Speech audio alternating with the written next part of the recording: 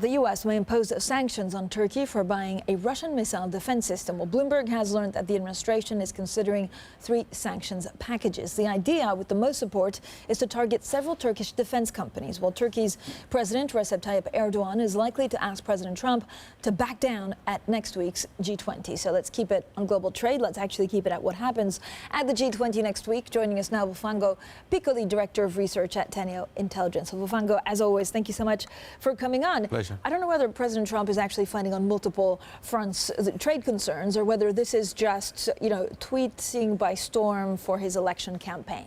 I think it's a bit of both here.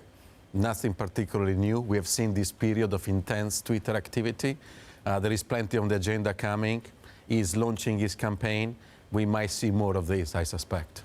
We might see more of this and actually translate into policy. So if you're, for example, looking at Turkey today, do you sell the lira because they could have sanctions, or do you dismiss it as a Mexico too, where the president says, I'm going to fight hard with Mexico, but then we found an agreement? The sanctions on Turkey are coming. This is not a process driven by the White House.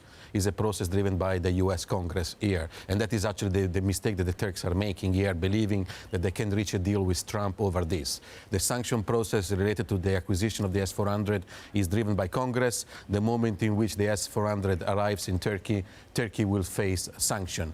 The president has to choose at least 5 out of the menu of 12. There could be a chance there to do a mix between strong and soft, but that is basically the baseline at this point.